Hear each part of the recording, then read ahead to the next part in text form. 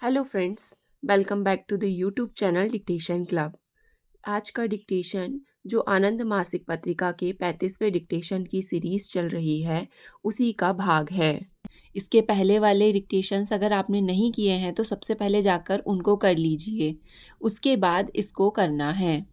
इसी क्रम में क्योंकि 2024 में एसएससी में ग्रेड डी में जो डिक्टेशन बोला गया था वो इसी सीरीज़ से बोला गया था, तो उसी को ध्यान में रखते हुए यह सीरीज़ चलाई जा रही है। इसकी पीडीएफ अलग से चाहिए तो आप नीचे डिस्क्रिप्शन बॉक्स से टेलीग्राम चैनल ज्वाइन कर सकते हैं।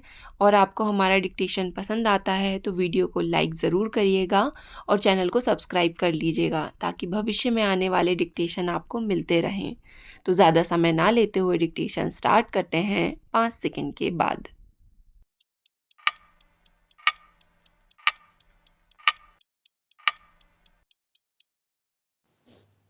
समाज में अत्यधिक महत्वपूर्ण स्थान पाने की बलवती इच्छा को महत्वाकांक्षा कहते हैं। इच्छा मात्र से ही मनुष्य महान नहीं बन सकता। इसके लिए कठोर श्रम, दृढ़ निश्चय तथा सुनिश्चित लक्ष्य की आवश्यकता होती है। अति सुंदर तथा मूल्यवान मोती उस सीपी में पलता है जो अति कठोर, विशिष्ट प्रकार का तथा दोष रहित होता है। हर सीपी में मोती की प्राप्ति नहीं हो सकती। केवल सामर्थ्यवान एवं विशेष प्रकार के सीपी से ही मोती का जन्म होता है। कोई भी व्यक्ति शासन का सर्वोच्च पद प्राप्त करने, महान साहित्यकार, वैज्ञानिक अथवा कलाकार बनने के सपने देख सकता है। उसका सपना तभी साकार होगा जब उसके अंदर इस कार्य के लिए विशिष्ट गुण एवं सामर्थ्य हो। ऐसा होने पर उसे सबसे पहले अपने प्रति कठोर होना होगा। लक्ष्य प्राप्ति के लिए हर प्रकार का कष्ट सहने के लिए तैयार रहता होगा। उनकी आकांक्षा किसी विशिष्ट पद को प्राप्त करने की हो सकती है। इसके लिए उसे अपने विरोधियों के प्रति निष्ठुर एवं अनुदार बनना होगा। महान लक्ष्य की प्राप्ति हेतु अपने परिवार के प्रति भी निष्ठुर एवं अनुदार बनना होगा। महान लक्ष्य की प्राप्ति हेतु अपने परिवार के प्रति भी निष्ठुरता दिखानी पड़ सकती है।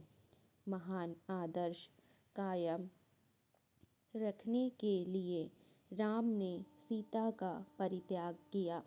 अपने बंधुओं तथा परिजनों का वध करने के लिए अर्जुन को कृष्ण ने प्रोत्साहित किया। बौद्ध धर्म के जनक गौतम बुद्ध ने अपनी पत्नी यशोधरा तथा पुत्र राहुल का मोह त्याग दिया।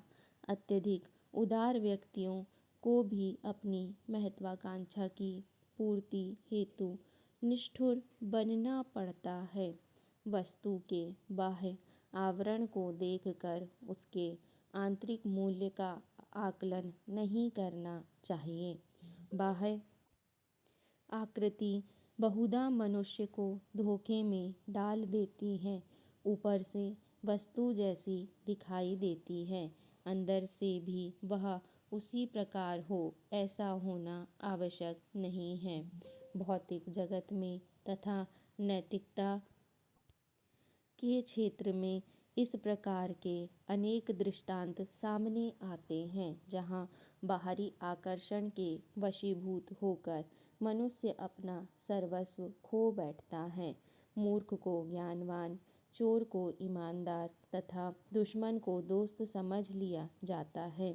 लोग सुंदर वस्त्र, मधुर वाणी, दयापूर्ण व्यवहार तथा अच्छे तौर तरीकों का प्रदर्शन कर अपनी दुष्टता तथा मूर्खता को छिपाने का प्रयत्न करते हैं।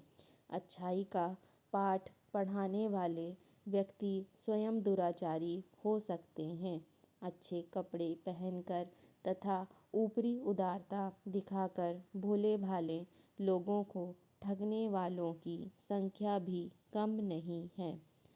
खद्दर पहनकर महात्मा गांधी का नाम जपते हुए छिपकर चोरी, डकैती तथा बलात्कार का जघन्य अपराध करने वाले भी हर क्षेत्र में मौजूद है। सुंदर मुखाकृति से उत्पन्न सहज आकर्षण को प्रेम का नाम देखकर कपटपूर्ण व्यवहार करने वालों की भी समाज में कमी नहीं है। सही समझ, सतर्क दृष्टि, पर्याप्त अनुभव तथा सूक्ष्म निरीक्षण की कसौटी पर कसकर यह परखा जा सकता है कि सोने जैसी चमकने वाली वस्तु वास्तव में सोना है अथवा नहीं। हमें अपनी अंतर्दृष्टि तथा विवेक का प्रयोग करना चाहिए तथा अंधानुकरण से बचना चाहिए। ब्रह्मचर्य का अर्थ है मन, वचन और कार्यों से समस्त इंद्रियों का संयम। जैसा कि ऊपर वर्णित है, इस संयम के लिए त्याग की आवश्यकता है। यह बात मुझे दिन दिन दिखाई देने लगी। त्याग के क्षेत्र की सीमा ही नहीं, जैसे कि ब्रह्मचर्य के क्षेत्र की कोई सीमा नहीं है। ऐसा ब्रह्मचर्य अल्प प्रयत्न से साध्य नहीं होता। करोड़ों के लिए तो यह हमेशा एक आदर्श के रूप में ही रहेगा, पर एक प्रयत्नशील ब्रह्मचारी तो नित्य अपनी त्रुटियों के दर्शन करेगा, अपने हृदय के कोने कुचरे में छिपे विकारों को पहचान लेगा और उन्हें निकाल कर बाहर करने का सतत उद्योग करेगा। जब तक अपने विचारों पर इतना नियंत्रण न हो जाए कि अपनी इच्छा के बिना एक भी विचार न आने पावे, तब तक पूर्ण ब्रह्मचर्य नहीं। जितने भी अनैच्छिक विचार हैं, वे सब प्रकार के विकार हैं। उनको वश में करने के मानी हैं। मन को वश में करना और मन को वश में करना वायु को वश में करने से भी कठिन है। इतना होते हुए भी अपने अंदर ईश्वर की विद्यमानता मन को भी वश में करा देती है। रास्ते में कठिनाइयाँ हैं, इससे यह ना मान लेना चाहिए कि यह असाध्य है।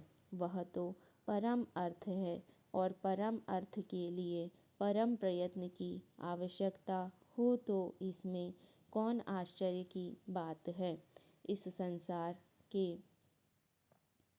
आदर्शों को बनाए रखना बड़ा पुरुषार्थ का काम है। जो व्यक्ति आदर्शों का पालन करते हैं, उन्हें अनेक प्रकार के कष्टों को सहन करना पड़ता है। आदर्श की गरिमा को बनाए रखना, उसकी रक्षा करना, उसका निर्वाह करने में व्यक्ति को अनेक मानसिक एवं शारीरिक कष्टों का सामना करना पड़ता है। वह समाज और उसके कल्याण के लिए अपनी सत्ता को विस्मृत कर देता है। इतना ही नहीं, आदर्शों की रक्षा के लिए कभी कभी तो प्राणों की भी आहुति देनी पड़ती है। भारतीय इतिहास में महाराणा प्रताप, शिवाजी, महात्मा गांधी आदि ऐसे महापुरुषों के उदाहरण मिलते हैं, जिन्होंने आदर्शों के निर्वाह में अनेकानेक कष्टों को ही सहन नहीं किया, अपितु अपने प्राणों को न्यौछावर कर दिया।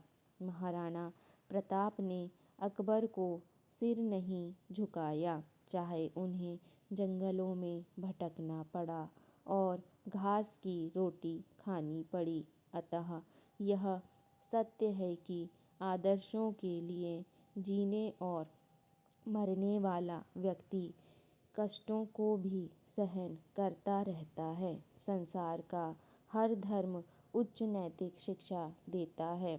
विश्व के प्रत्येक महान धर्म ने मानवीय आदर्शों का पालन और प्रचार प्रसार पर बल दिया है।